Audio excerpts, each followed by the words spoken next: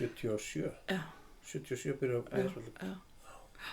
Flyttum upp í Hrísvöllum 78. Þar með okkar fyrsta barn, það 78. Og fyrstu jólin sem við erum heima hjá okkur 1980. Fyrstu jólin erum við hjá tengdamömmu minni, önnu jólin hjá mömmu minni. 1980 höldum við fyrstu jólin í Hrísvöllundi. Og hvernig var haldið upp á jólin 1980? Ég held að það var alltaf verið bara lagt mikið upp í mat og drykk. Sömu föt, það sem var kannski ekki okkur, en ég held að það var líka alltaf eitthvað nýtt. Og svo náttúrulega á jóladag þá fórum við annarkvort heim til hans eða heim til mömmu minnar í hangikjöt.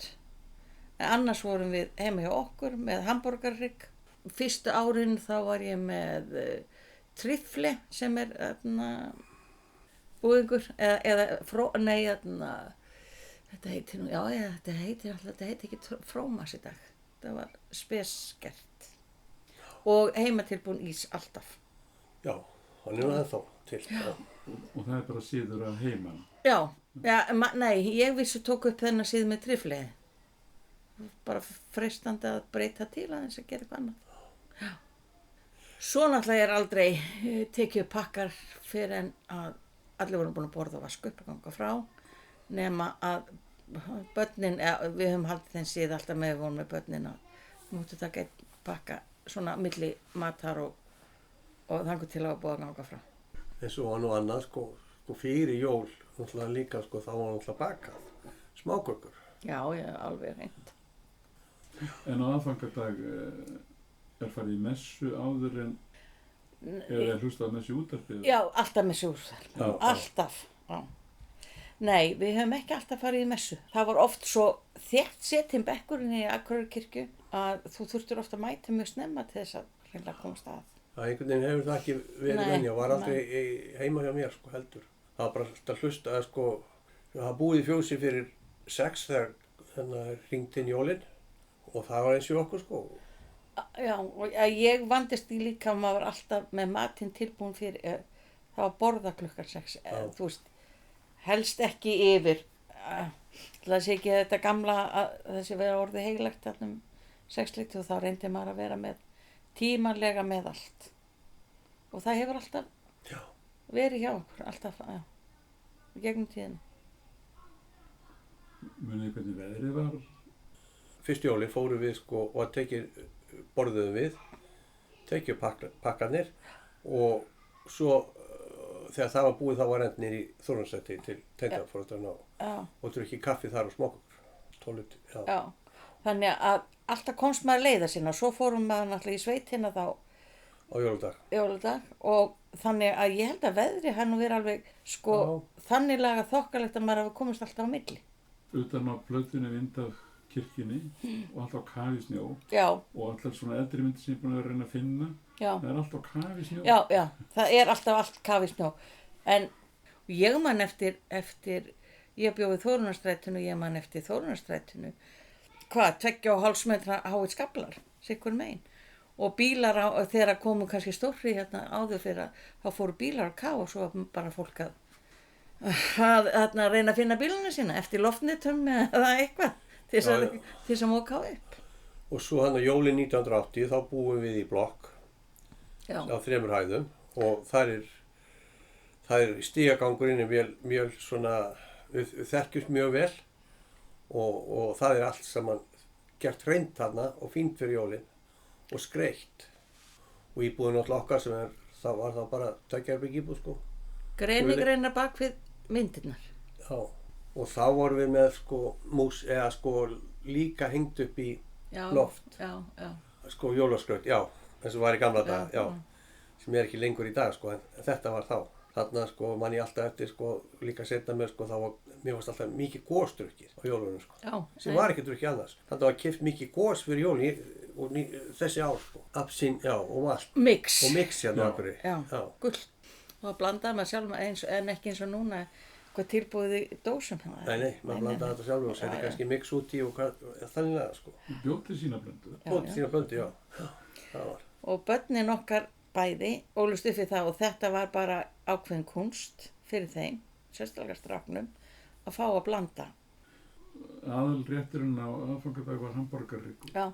Og svo fóruð þið í mat í hangikjöt. Já, aftur á. En sögðum samt hangikjöt heima hjá okkur líka. Á Þorláks, já. Og svo bara gemt. Við áttum alltaf kalt. Hvað fékk maður í jólagjöf? Þá veistna hann við því. Við höfum alltaf gefið bækur, bara.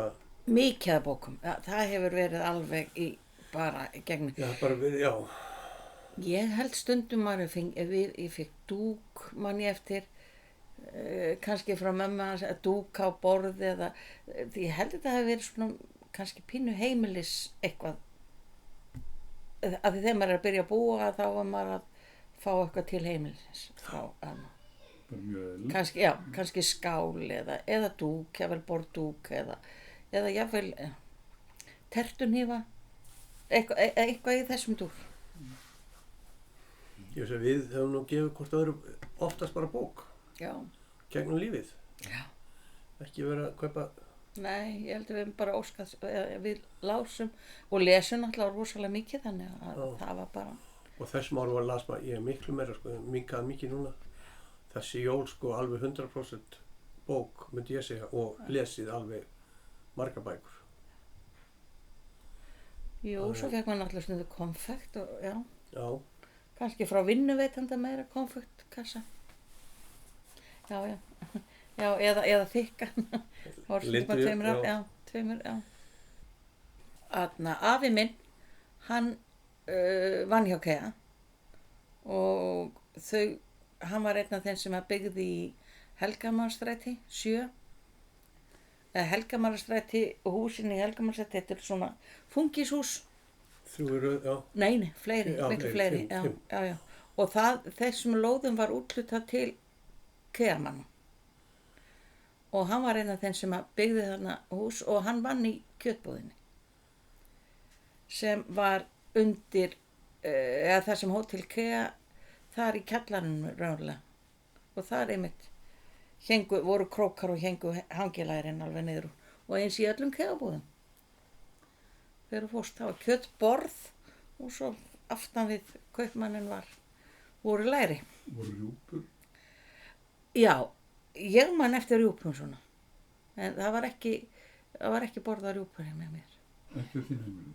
Og þið borðið ekki rjúpur? Ég gerði í dag. Núna. Já. En ekki þá? Nei, ekki þá. Nei. Helga Magrastræti. Já. Þetta er rosalega flott þessi hús, fungishúsin. Já, algjörlega. Þau eru mjög flott sko. Og það er afið þinn sem byggði þessi? Já, 7. Og hvað gerði hann hjá KEA? Fyrst vann hann í fóðurverslunni sem er raunverulega það sem að bílastæði er Nöðbautan. Já, beint á móti Íslandsbankanum sem er þarna í Skipagötunni. Þar var fóðurverslun. Eða ekki verslun, komu bændur ekki, þetta var bara, þetta voru stóri braggar og skemmur sem það var ekki fyrir að bauta? Korn, nei, þarna á þessu svæði og svo var hann í kjötinu og það er til mynda á honum þar sem þegar hann er í slátrúsinu í Gilinu. Það er mynd af mönnum sem standa upp á gömlum vörubílapall. Nei, hjá gömlum vörubíl svo ég leiðir ekki. Hann kaupir eitt af þessum húsum? Já, þeir fá útluta lóð, nokkrir þarna, kaupfélagsmenn og byggja þarna. Hvort hefur verið byggt fyrir þá eða eitthvað þannig, en hann er einn af þessum flytja þarna. Hver sér sitt hús? Já, en þetta er allt örugglega eftir sömu tekningunni. Svo er misjafnt hvort að þeir byggja við Krauger sem bjó við hliðina á okkur, hann byggði hlust við sitt hús. Þetta er svona, mismunandi. En allt voru þetta kaupfélagsmenn. Þetta var kallað Spenastræti. En svo var hinum við götuna, það var ekki alveg allir kaupfélagsmenn. Þar var hliðan Skarpíðin sem átti Amaró eða reisti Amaró, saumastofuna. Hann átti hús þarna. Skemmtanir, jólaskemmtanir 1980. Já, það var alltaf að fara jólatréspöll. Já, og eftir og fórum með Evu litla á jólatréspöll. Já. Og hverjir heldur jólatréspöll þegar það var? fórum með í Freyvang. Á Kea, já, Freyvang, já. Og niður á Kea. Já, og svo náttúrulega kom jólasveinar á Kea tröppurnar náttúrulega fyrir jólin. Þá farið með krakkana þangað. Já. Kea sáum sína. Já, en þessu skemmtani, hvernig var þetta bara svona hefðbundið? Já, gangið ringu jólatré, svo komu jólasveinar með einhverja, já, og það var útlutað nammi og það var búið að taka til svona í poka, epli og nammi og eitthvað. Jú, svo náttúrulega keyptum við náttúrulega ávisti fyrir jólin, mandarínur. Já, sérstaklega mandarínur og það var oft keyptur kassi. Og epli þetta, já. Já, kassi að mandarínur. Var það komið þannig 1980? Ég bara... Já, sko, mér finnst mandarínur hafa komið svolítið snemma vegna þess að þær voru oft ekki seldar í lausasölu, held bara í kassavís.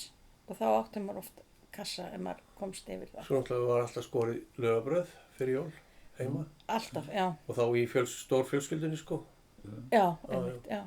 Já, mér finnst það vera svo miklu meira svona norleskur siður þannig laga séð laufabrauðið heldur. Já, jú, sem kannski. En fyrir vestan og austan. Já, ég spóið vestan. Já, akkurat, já.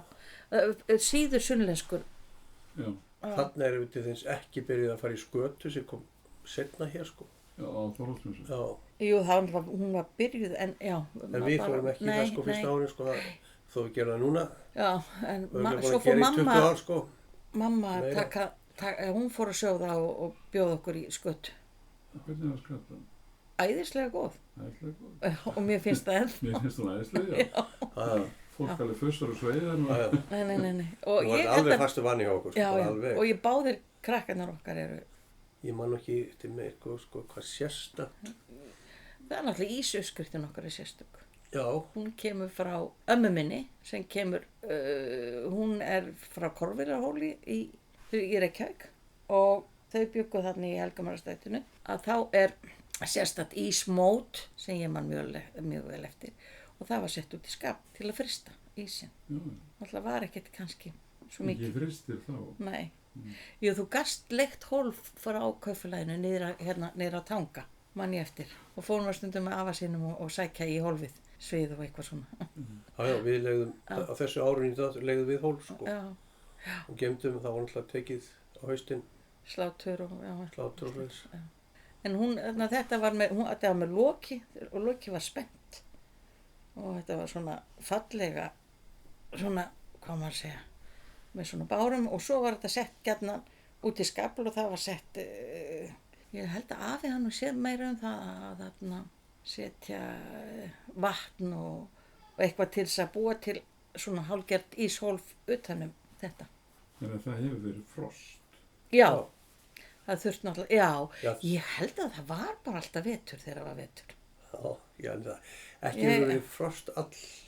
Nei, en ég held að þetta hefði bara verið reynt að framkalla eins og hægt var til þess að geta frist ísinn.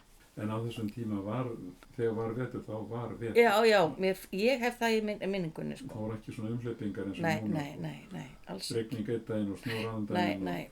Nei. Og svo náttúrulega var náttúrulega miklu meiri snjór hérna fyrir norðan. Það er alveg ljóst, algjörlega. Og bara, ég veit ekki, minningunni, það finnst mér alltaf hafa verið bara yfir veturinn, bara snjór og svo bara kom vor.